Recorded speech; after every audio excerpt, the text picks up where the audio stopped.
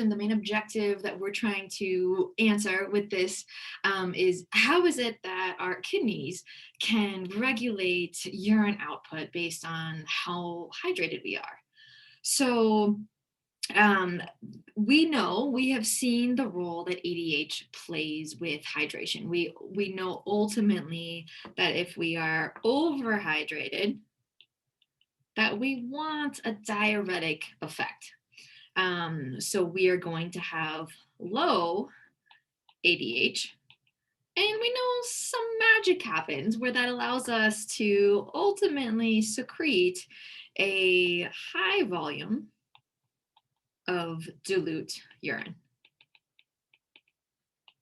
Okay. Conversely, if we are severely dehydrated, it's just the opposite, right? So we are going to want to hang on to all of the water that we possibly can in the body. So we are going to increase, that is our posterior pituitary, will get the message from the hypothalamus that it needs to pump out more antidiuretic hormone.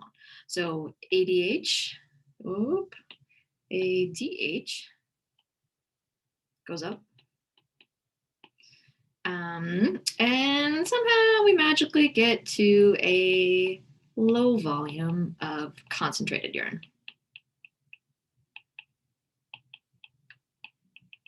All right, so what are the magic steps there?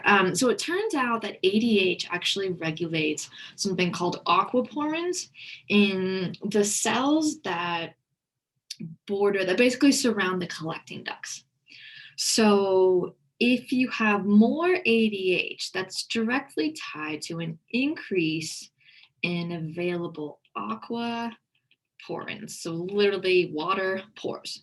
On the flip side, if you have low ADH, fewer aquaporins. And I tend to present the extremes, but most of the time we're somewhere in between, right? So you're going to have some aquaporins that are open, that are allowing us to reabsorb water into the blood, others that aren't. So let's take the situation here where we are dehydrated. So we know that as filtrate moves through, so we've gone through our glomerular filtration here, right? So this is the glomerulus. And as this filtrate begins to travel down the descending limb of the nephron loop, we know that we're going to lose water. So water leaves as we travel down. So what that means is that as this filtrate travels down into the depths of the nephron, and recall that this is a juxtamedullary nephron. So these nephrons go deep into the medulla of the kidney there, and more specifically deep into the renal pyramid. Okay, so the deeper we go into the heart of the kidney, the more concentrated salts become. So we increase osmolality as we go deeper into the medulla. So as we get to the end of the nephron loop, or the base of it, we are going to be sitting at around, or rather the fluid is going to be sitting at around 1200 milliosmoles. And then as this fluid travels back up, we see that the ascending limb of the nephron loop is permeable to salts. So we're losing sodium chloride as we travel. So we go from a concentration of about 300 milliosmoles down to a super salty concentrated 1200 milliosmoles. And then as we leave all of that, as the filtrate passes back up, in this nephron loop, we are going to hyperdilute it. So we're going to end up with a concentration of about 200 milliosmoles up here. And so recall that this gradient that the nephron loop creates is going to be the same in the interstitial space. So the interstitial space, interstitial fluids that surround it is going to parallel what I've just drawn. So we're going to be at 1200 down here. We're going to roughly be at 300 up here in the cortex, right? And so you get this gradient, again, moving into a more concentrated saltiness as we get deeper into the medulla of the kidney. Okay, so we're taking that dehydrated situation here. And so we know that if we are dehydrated, that we have increased ADH and we've increased the aquaporins. And I just alluded a second ago to the idea that these aquaporins are in the collecting duct. And so if you think about this, it's going to open up these little ports. Just kind of picture it like this in my head. And as this filtrate starts to move through, so it's going to be sitting at 200 up here. So really dilute, right? Nearly watery. But if all of these ports are open, since ADH has caused these ports to open, right? And we have all of these salts hanging out here in this interstitial space, then what's going to happen as water now goes through there, right? As those doors are open, water is going to be immediately drawn to that salt. Osmosis, right? Water follows salt always. And so because those ports are open and because water can exit, it will. And it's going to be pulled into, it's going to be reabsorbed. And what I'm drawing here in red is supposed to be our bloodstream, right? So we're reabsorbing it. So ADH has allowed for those ports to open, has enabled us to get the water that we would otherwise have excreted. So remember that anything that actually leaves or gets to the ends of the collecting duct, at that point, it's going to be urine. There are no more opportunities to reabsorb fluids. This is our last chance, and we use it, right? So the ability to reabsorb fluids in the collecting duct is based on the quantity of ADH. If you recall, there's also reabsorption of water that happens up here at the proximal convoluted tubule. That will always happen, no matter how hydrated we are. Okay, so that never changes. Where the hormonal regulation comes in is down here with these aquaporins. All right, so let me see if I can draw the reverse situation here. Some of this. So the reverse situation is that we are overhydrated, low ADH, very few aquaporins. Okay, so in this case, I always kind of think about these ports as being sealed off. It's more nuanced than this. Your book doesn't really describe how these aquaporins open and close, how they become kind of activated, if you will. I have found it in other resources. It's certainly not something I'm going to be asking you, but I'm happy to post more on this if you're curious. I got some good questions on this today. So in this situation, right, we're overhydrated. We want to excrete a lot of urine. And we're expecting it to be pretty dilute, right? We've all experienced this, right? Overhydration, consumed more than you maybe need in terms of fluids, and you're gonna have a clear urine.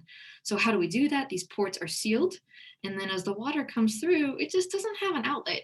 There's no way for it to leave to get to the gradient. That doesn't happen because the doors are closed. So as a consequence, you get a larger volume of clear liquid. There is one other piece that I wanted to cover in follow-up to lectures this week.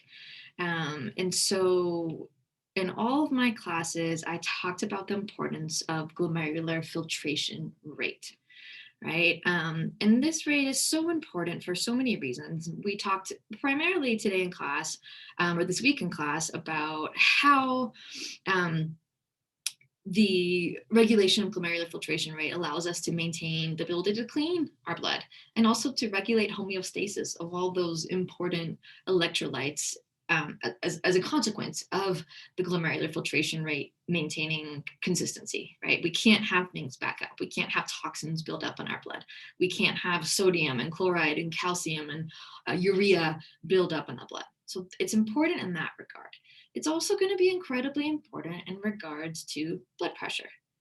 And so we've seen these connections a bunch before between kidneys and blood pressure by way of blood volume. But there's one other way to think about the importance of regulating glomerular filtration rate. In one of my classes this week, I had a chance to address this, but less so in the other.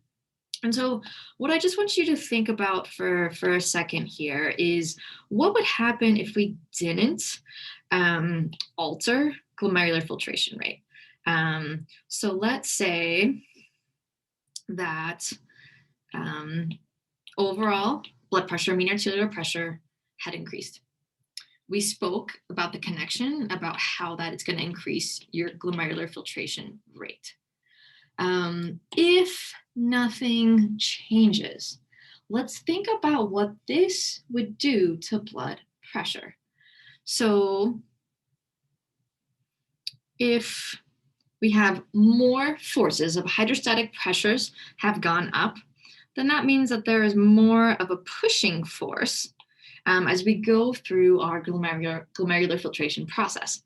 That means there is more volume running through our nephron, through our tubule. And it's also going to be moving faster. Okay, so that's key, because if fluid is moving through here too quickly, guess what? There's not as much time for the reabsorption of water at these various opportunities. So if there's less time for reabsorption back into the blood, what does that mean about how much we're secreting? Right? That's going to mean we're secreting a larger volume of urine. And so just thinking about that piece, if we have increased urine output, what's that going to do to blood volume?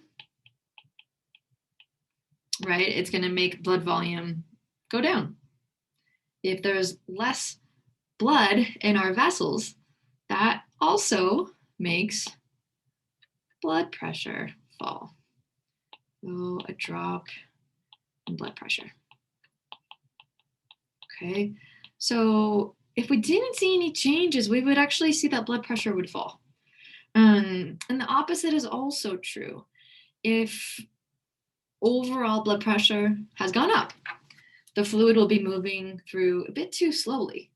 So as it goes through here, there's a little bit too much time to reabsorb, right? And so that ends up leading to less urine that's coming out. So there's a lower urine output. And as a consequence, you have more blood volume and blood pressure goes up.